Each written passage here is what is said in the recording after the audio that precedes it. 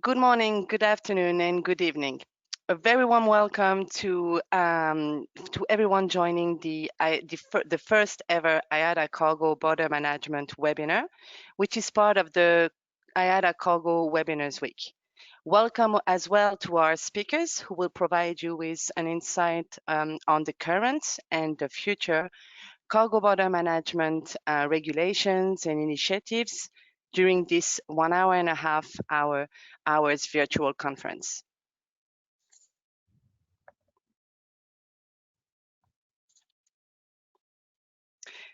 My name is Nadia Belkebir, and together with Gordon Wright, we will be your host today. Gordon, the floor is yours. Thank you very much, Nadia.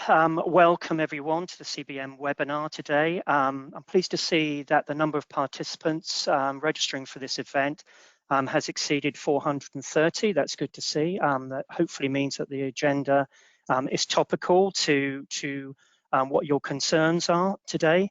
We've got some great speakers for you today. I'll briefly introduce them. We've got Darren Hart from UK Border Force, Sherry Rosenau, who's from the WTO, and Milena Budmirovic from the World Customs Organization. In terms of housekeeping notes, just for you to know that the bio for the three speakers plus the agenda is available on the IATA webinars registration page. We've got a tight agenda, so the timekeeping, we'll try and keep to that to the best of our ability. We will try and allow time for questions if at all possible, but we are bearing in mind that we are taking an hour and a half of your day, and we intend to remain within those time frames. In terms of the topics covered today, we'll be looking at trade standards and guidance in the context of COVID-19. We'll be looking at the preloading requirements in the UK post the Brexit transitional period, and then we'll be looking at the IATA EPIC platform that looks to give visibility for the advanced cargo information and preloading information requirements and connectivity requirements. Your microphones are muted, and if you wish to submit questions, please click on the question mark icon. The event team will share your questions with the speakers during the Q&A session to the extent possible and time permitting. For your information, the webinar is recorded, and the presentations you will shortly have access to these presentations on the events webpage. Turning now to the IATA competition law compliance. It's something that we have to cover under our antitrust regulations. So just to remind everyone that the participants are cautioned that any discussion regarding matters such as fares, charges, divisional sharing of traffic or revenues, or concerning any other competitively sensitive topics outside the scope of the agenda is strictly prohibited. As a result, IATA will not answer questions pertaining to individual policies or commercial decisions and or being subject to bilateral commercial discussions between airlines and their suppliers and customers. Okay, with that in mind, I'll now pass you across to Nadia. Thank you, Gordon. And with that, we're going to then start the conference. I would like to hand over to my colleague, Glenn Hughes, Global Head of Cargo, who will provide an update on the latest development in cargo, especially in terms of industry preparedness for distributing the COVID-19 vaccine whenever they will be available. Glenn, the floor is yours. Great, thank you very much, Nadia, and allow me to add my welcome to those you've already heard, to all of the people who've connected today. Thank you, Nadia. If you can go to the next slide, please. Thank you. The next slide. Right, what I wanted to do is actually just illustrate some of the challenges that the industry has gone through over the last 6 months. Of course, everybody who's connected today is fully aware of the impact that the COVID pandemic has had on the aviation industry. We've seen industry aggregate revenues reduced by more than $400 billion, and the industry is forecasting a net loss of $84 billion this year. Not to mention the tens of millions of jobs that have been placed at risk because of the protracted and continuing in terms of the grounding of much of the passenger fleet and the closure of many of the passenger trade lanes. This particular chart illustrates probably the greatest differential between the fortunes of air cargo versus passenger in the last 6 months. The air cargo drop in volumes is somewhat similar to the industry drop that we experienced during the global financial crisis of 2008, 2009. Although if you notice, in the last few months, we've had quite a sharp bounce back, which I'll come and speak a little bit more about in a moment. Whereas the dramatic drop in passenger business and the continued drop is obviously giving cause for ongoing concern because it really impacts connectivity.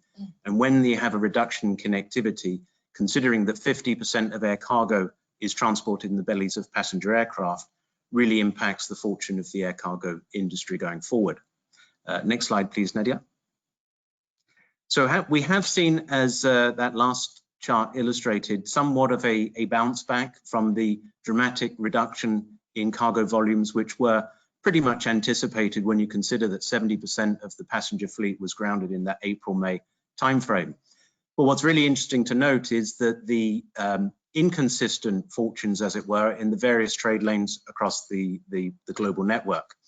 For example, we actually see that the Trans-Pacific region is actually showing a net growth that's only modest of 3.7%, but year-over-year growth is incredibly impressive to see and really illustrates the fact that the US economy didn't close down to the same degree as others, and their demand for imports was actually heightened as some of the other areas, for example, imports from Europe was closed off and Asia became an even more significant exporter to North America.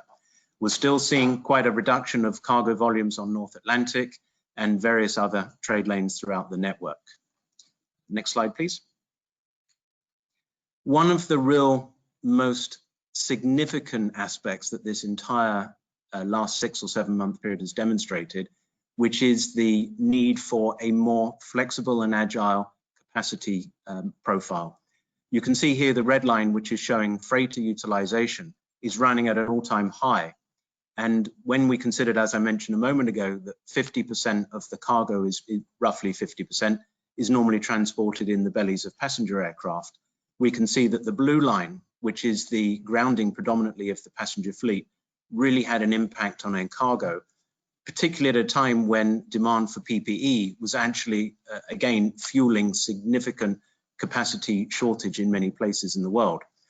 The blue line that we're actually seeing coming through in the last few months, where it looks like a greater number of aircraft are coming back into service, the majority of that is actually where the passenger aircraft are being utilized in a cargo-only configuration.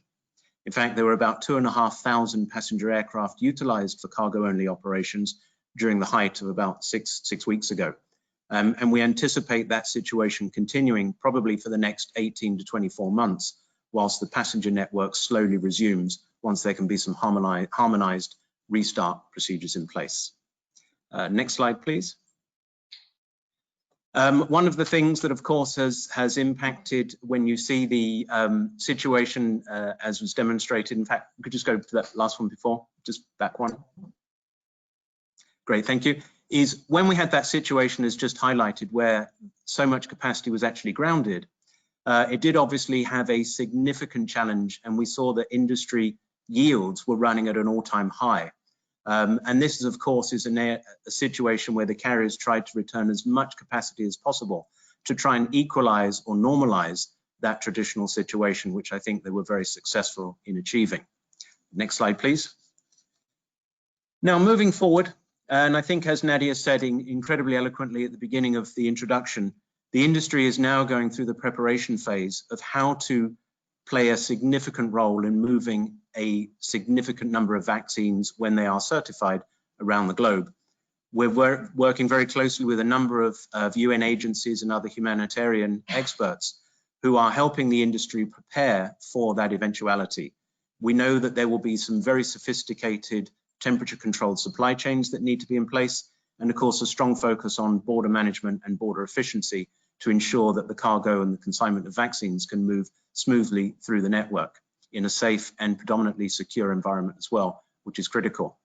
This last slide is a reflection of the PMI, which is the Purchase Managers Index, which is really an indication as to whether or not the industry can expect to be seeing a period of contraction or expansion. The dotted line in the middle around the 50 point is really an indicative mark of saying where the economy is, as it were, normal without move either up or down.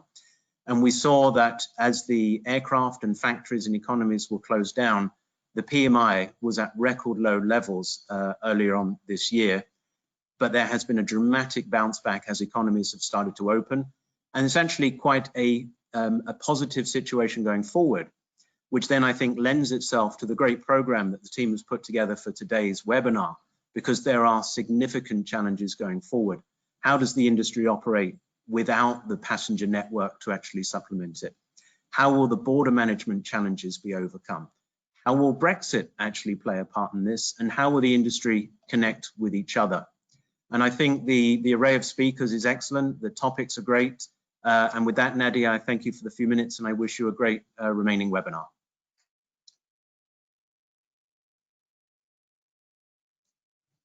Thank you, Glenn.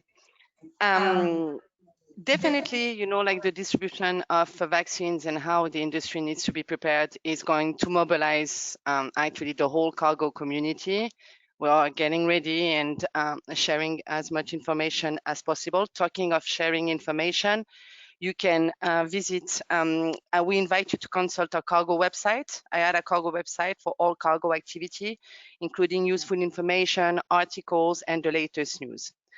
Let's move on to the next slides, to the next session, agenda item on our agenda, with a panel discussion, informative panel with Sherry Rose now from the World Trade Organization and Milena Budimirovic from the World Customs Organization. Hello, Milena. Hello, Sherry.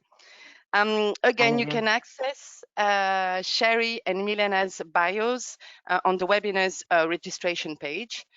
We will have a Q&A session at the end, and to ask your question, please click on the question mark icon, which is on the right panel of your screen. Milena and Sherry will actually share with us how the COVID-19 global pandemic affected trade, how cooperation and collaboration are key to face the crisis. The COVID outbreak is a game changer in the way we worked. We've seen it. It affected us all. Indeed, the private sector, the international organization, governments, and actually all cargo supply chain stakeholders following the outbreak all had to adapt to redefine and adjust priorities and objectives for 2020 and onwards. We've seen and we're still seeing a growing number of projects and new initiatives being launched in order to quickly and effectively respond to the crisis, to recover, but also to prepare for the post-COVID-19 era. The changes in the regulations and standards in order to be effectively applied should be shared transparently to industry stakeholders. And I have to say that the WTO and the WCO have been pretty active in diffusing, in sharing information through and in addressing this crisis through a timely and accurate information. So we're going to start now the panel, and we'll start with you, Sherry. Sherry, before I'd like to discuss with you the WTO TFA. So it is widely recognized that the WTO TFA, so Trade Facilitation Agreement, is key to face the crisis and is a good catalyst as well to reduce the impact of the crisis on trade flows. We've seen articles, also a statement from member states who are supporting this idea. The Trade Facilitation Agreement entered into force in February 2017. However, developing countries and least developed countries can implement the provision of the agreement at their own pace. What can you tell us about the implementation rate of the TFA, and how do you expect COVID-19 to affect this? Well, thank you, Nadia, and it's a pleasure to be with all of you today and to provide an update on the Trade Facilitation Agreement. If you show the next slide. Well, this slide will show you that the current worldwide implementation rate of the agreement is at 66%. And if we break it down by development level, the developed countries are implementing at a rate of 100%, the developing countries at 65%, and the least developed countries at 34%. How do we know this? Well, as Nadia said, the agreement entered into force in 2017. So it's based on the assumption that the developed countries are implementing the agreement in full. And also, as Nadia said, the agreement allows developing and least developed countries to decide when they will implement each provision of the agreement. And in order to take advantage of these flexibilities, each country must provide a series of notifications so that their implementation status is transparent. And could we go to the next slide, please? So they must start by notifying each provision of the agreement in one of three categories. Provisions a country is already implementing are category A. Provisions for which it needs more time are notified in category B.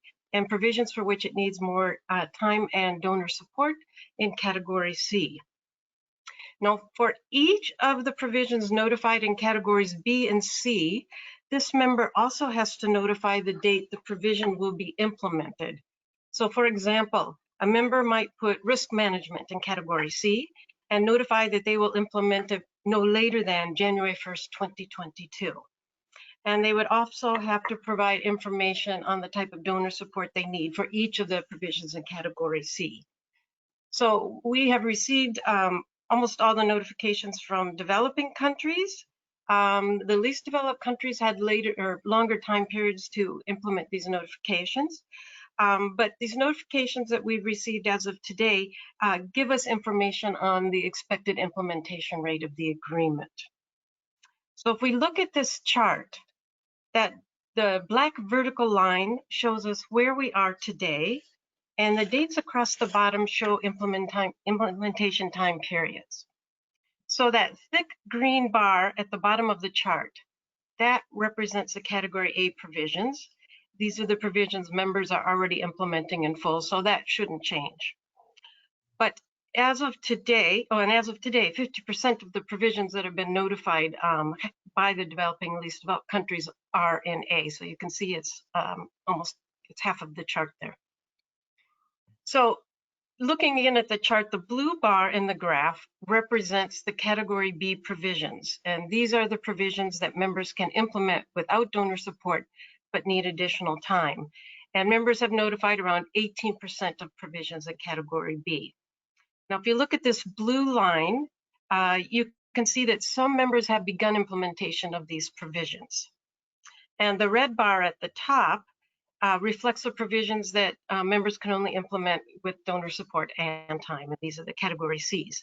And about 28% of the provisions were notified in category C. So looking at this red line in the chart, you can see that implementation of these provisions is still in the early stage. Now, provisions in both category B and C will be gradually implemented over the next 8 years. So you can see it's a gradual increase, but pretty steady in the chart. There are a few notifications of implementation rates after 2029, and the last implementation date notified so far is in 2040. Now, as to the effect of COVID-19 on implementation, the agreement allows developing and least developed country members to request the extension of their notified implementation dates for categories B and C. So far, 9 WTO members have submitted requests for extension, and we expect more. Members can request an extension of up to 1.5 years beyond the original date that they notified for implementation, and without seeking approval from other members. So most of the extensions received so far, and probably most of the ones that will come in, are for an additional 1.5 years. So if the original implementation deadline was for January 1st, 2022, the new implementation date would be July 1st, 2023. It's added on to the originally notified date. Now, on the positive side, some members have expedited implementation of some of the provisions of the agreement to help cope with the pandemic, and I'll give you some examples of this shortly. Thank you. Thank you, Milena. Thank you, Sherry, sorry. I have now a question for you, Milena, and it's about support for to members. So the WCU has in place instruments and tools to help members react in situation of disruption at the borders, such as those caused by the COVID-19 for the purpose of facilitating trade. Can you tell us more about those, and what has been the initial response of the WCO? Thank you very much, Nadia, for this question. And firstly, I would like to wish a good morning, good afternoon, and good evening to all the delegates or attendees of this webinar around the world. And to thank IATA for the invitation to take part in this session. IATA is an important partner observer to the WCO. Now, to go back to your question around the standards, I have to say that during the pandemic, it has actually become so evident as to how important standards are in terms of trade facilitation, and that abiding by the rules is so important. And I would like to go right away to the next slide to show you some examples of standards that we have in place already for many years. And during the pandemic, what we did was very quickly set up a web page on our website and made information available to our members. And of course, encourage them. I mean, we had a lot of communication with the membership in order to address the issues that were happening at the border, such as introduction of new measures on a daily basis, closures of borders, etc. So the standards you will see, we have the revised Kyoto Convention for Simplification and Harmonization of Customs Procedures that has a special chapter dedicated to the movement facilitation of movement of relief consignments and personnel. So we have encouraged our members to abide by those standards. We also have the Istanbul Convention and specifically Annex B9 that refers to the temporary admission of these relief consignments, as well as the 2011 Council resolution on the role of customs in natural disaster relief. So this is something that we made available on our website, and of course sent communications encouraging members to work in line with the standards. If we can go to the next slide, I will give you a little bit more information on what other things we shared with the membership.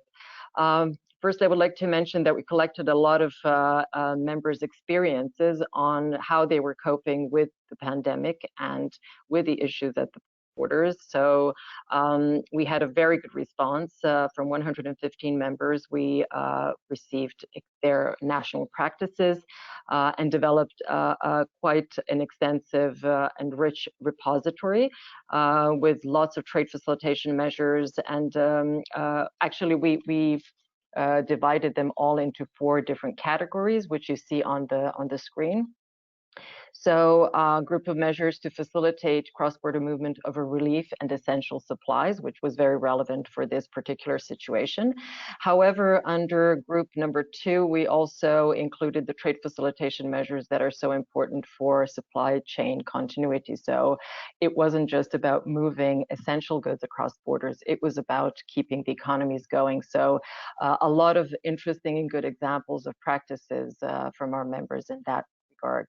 And I will share a little bit more on those later. But of course, there were quite a few measures relating to protection of staff as well as to protecting the society. Another thing that we did was together with the World Health Organization, we developed a number of very useful tools for members, such as the HS classification reference for medical supplies, which is available in 6 languages, the list of priority medicines during the pandemic, as well as a secretariat note, which is a sort of guidance on how to establish and to utilize essential goods lists during disaster. And this was something that was also used for something that I'm going to mention. It's not on the slide, but it's we had actually on Tuesday an online conference to mark the launching of a report on the results of enforcement operation STOP, which was carried out during the pandemic. It started in May and lasted for 63 days, and it included 99 customs administrations. So a lot of our members were on board, and we also had international stakeholders such as Europol, Interpol. We had the private sector, Pfizer, Novartis, and other companies on board.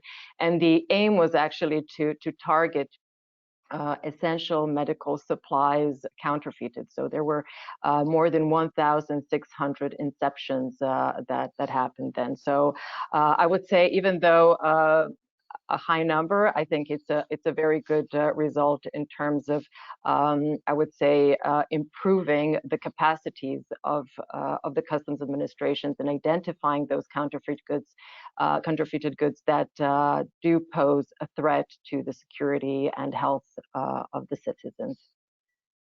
So with that, I would like to hand it back over to you, Nadia. Thank you, Milena. Yes, indeed, the counterfeit of medical devices and pharmaceutical products will also be a topic that will be, I guess, especially for the custom followed up, but closely. So that's also a topic that we need as a community, the air cargo community, to bear in mind and to follow up. The next question will be for Sherry, about the government's response to the COVID-19 pandemic. So, well, many, if not all, governments put new measures into place to deal with the COVID-19. What can you tell us about the trade facilitation related measures taken by those governments? Well, thank you. And well, there's just so much information available, and it continues to come in. And let me start by telling you where general WTO COVID information can be found, because some of the trade facilitation notifications go there as well. And of course, the WTO is doing everything it can to support its members during the crisis to keep the goods flowing, with special emphasis on critical goods. And you can go to the next slide if you want. So there is a special COVID-19 page on the WTO.org website where it provides up-to-the-minute trade-related information, including relevant notifications by WTO members, the impact the virus has had on exports and imports, and how WTO activities have been affected by the pandemic. So the WTO has issued a series of COVID-related information notes on a variety of topics. I'll give you a few examples. Trade in medical goods, e-commerce and COVID, helping MSMEs, I don't know if you know that term, it's micro, small, and medium enterprises, helping them navigate the crisis. Trade costs, cross-border mobility, and agriculture, just to give you some idea. In addition, the WTO asked its members to notify trade-related measures that were put in place to cope with COVID-19. And as of last week, some 280 notifications were received from around 80 countries, but probably more have come in. I saw a few new ones on the printer a few minutes ago, so I think they continue to come in regularly. Some of the measures notified put protections in place, such as export bans or new export license requirements on critical products, such as medical products, drugs, PPEs, and foods. Some are sanitary measures put in place because of the concerns that the virus could be spread through imported food products, whereas other measures are aimed at trying to keep goods flowing, such as delaying or waiving customs or VAT duties or fees, or temporarily waiving import licensing requirements. Now, more specific to trade facilitation, 12 countries led by Canada, and they're calling themselves the Ottawa Group, they have recently provided a document through the WTO Trade Facilitation Committee, providing information on the trade facilitation measures they have taken during COVID-19. Most of the measures taken are listed in the document as being put in place on a temporary basis.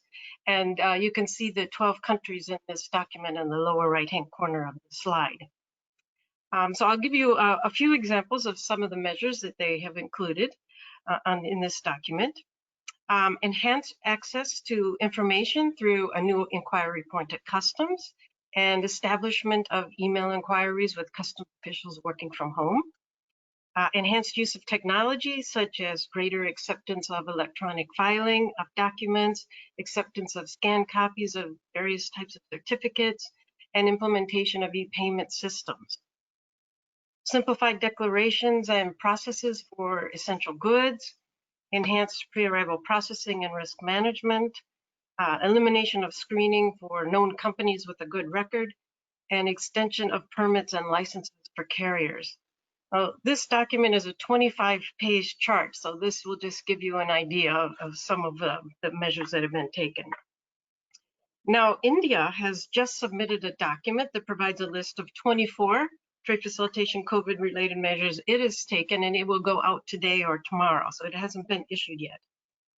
For example, they are extending AEO certificates that are currently expiring.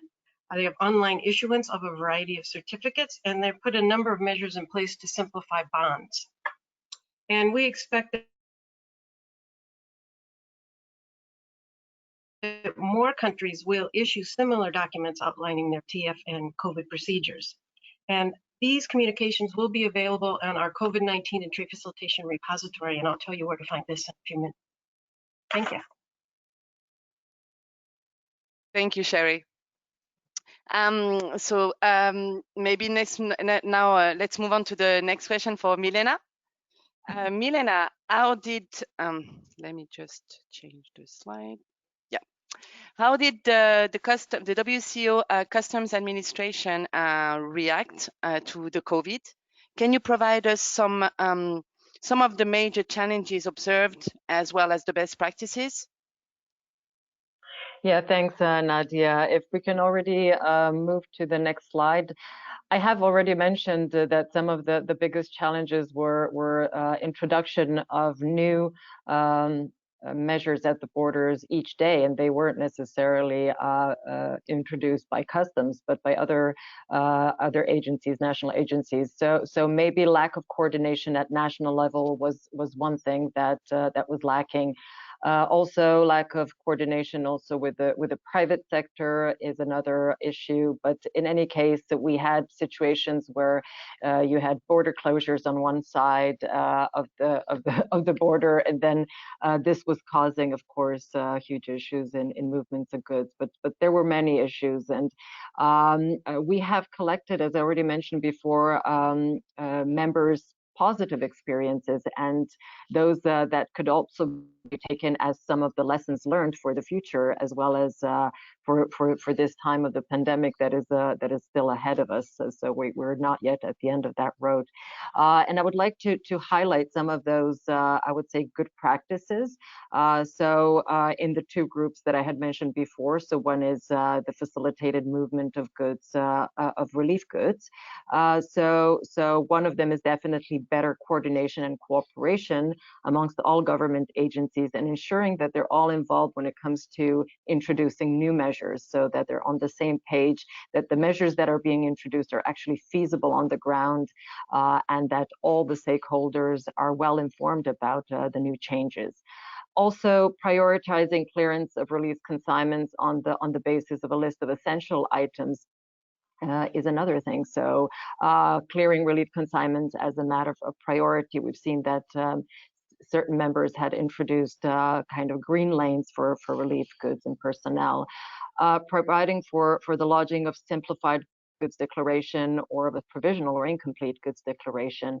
And this is in line with the revised Kyoto Convention standards, allowing the importers to then submit at a later stage a supplementary goods declaration or a complete goods declaration.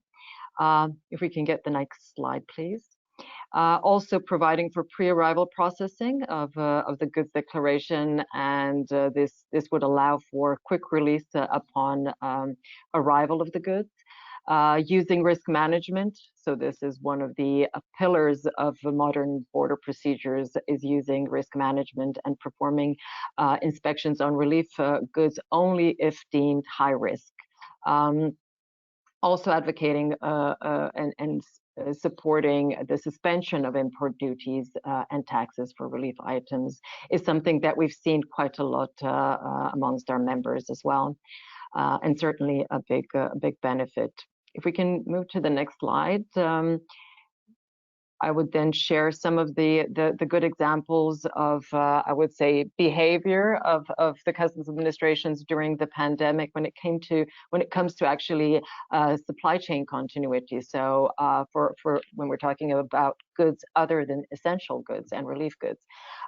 So setting up, for instance, crisis teams to ensure that performance of customs is overall at a good level, ensuring clearance 24 hours a day, creating additional help desks. So we have already inquiry points. Most of the administrations have in place inquiry points. However, the number of questions and inquiries during the pandemic was much higher than is normal, of course, during all the taking into consideration all the changes that were happening at the border. So additional help desks to help importers and exporters. Again, risk management always so important, and definitely ensuring that only high-risk goods are being checked, that there is more use of non-intrusive inspections. So we saw that members were using much more NII equipment for controls. Also, ensuring that electronic copies of support documents are being accepted as much as possible. Next slide, please. And of course, introducing different tax relief measures. We saw that especially SMEs were in difficult financial situations, so allowing for extended payment deadlines is something that some of the members have introduced. Another one is related to certifications of authorized economic operators. This is something that was also especially raised by the WCO Private Sector Consultative Group. So working with our members, encouraging them to extend these certifications during the COVID, because due to the social distancing measures, it was difficult for customs officers to go on the ground to check and validate and extend the certifications. So some of the members have extended for another certain period of time these certificates. Also waiving penalties for delays that are due to late arrival of commercial documents, and removing restrictions on containers. Over to you, Nadia. Thank you, Milena. Indeed, and it's actually it's echoing the introduction when I was talking about collaboration, cooperation, and communication as well, which are key to actually sustain and maintain the supply chain continuity, but also to go over the difficult time that we're going through at the moment. Sharing best practices is also a very important element. So now it's time maybe to move on to the next question for Sherry. Sherry, the WTO members are actually government, and the agreement must be implemented by government agencies. In talking as well about collaboration, cooperation, could you tell us how the private sector can get involved in the TFA implementation process during the pandemic as well? Oh, certainly. And let me just lay the foundation a little bit. First of all, even in normal times, the private sector has a very important role to play in helping to drive reform in the area of trade facilitation, and to ensure that the provisions of the trade facilitation agreement are implemented in an effective and meaningful way. And the trade facilitation agreement provides opportunities by requiring governments to regularly consult with private sector, and to allow private sector to review and comment on proposed laws and rules, for example. And some provisions of the agreement are, excuse me, are in the nature of voluntary programs for the benefit of private sector, if they choose to use them, such as advanced rulings and authorized operator programs. And I know of some cases where a country has launched an advanced ruling program and none of the private sector used it, so it sort of faded away. In addition, the Trade Facilitation Agreement requires all members, including developed countries, to establish a national trade facilitation committee to coordinate stakeholders and oversee implementation of the agreement. And private sector is a very important stakeholder and should be represented on all the national committees. They can advise on implementation priorities, encourage full implementation, including the provisions that only require governments to endeavor to implement, and such as e-payment and single window, and to monitor implementation. And according to a recent UNCTAD survey of 145 countries, all of those countries except 14 had functioning committees. But many WTO members have found it very challenging to keep their national committees running effectively. Of course, gaining real cooperation from the various government agencies that each have their own mandate and way of working is already a challenge, but they're finding it equally challenging how to involve the private sector. And some national committees rotate private sector participants, some include associations to represent broad membership, but almost all include the Chamber of Commerce. Now, some national committees have faced additional challenges during the pandemic. The national COVID-19 emergency committees are normally organized by the health ministry. And in some countries, the National Trade Facilitation Committee is invited to participate, but often not in a structured way. And trade issues are sometimes treated in a haphazard manner. Some of these national committees faltered when everybody was working from home, and they're now trying to refocus. However, other committees were active during the crisis and helped coordinate agencies to expedite implementation of many provisions of the agreement, but often these are implemented on a temporary basis. But the committees have an especially important role during the crisis to ensure cooperation, communication, and automation of the border processes. And the private sector can play a very important role now to push governments to keep trade reform on track, to make sure that trade facilitation initiatives that were implemented on a temporary basis during the crisis are formalized, and to help committees review their priorities to better cope with the current situation and prepare for the vaccine and recovery stage. Thank you. Thank you, Sherry. Thank you. Milena, talking about collaboration, the WCO as well has a good collaboration with the private sector, right? And actually through the private sector consultative group. Can you tell us more about the significance of this cooperation during the COVID? Yes, of course, Nadia, if we can just move to the slide. During the pandemic, so we have in place, it's a WCO private sector consultative group, which advises the Secretary General, the Policy Commission, and the Council on issues related to trade from a private sector perspective. And the PSCG has 27 members. IATA is one of the members, a very, I would say, active member of the PSCG, and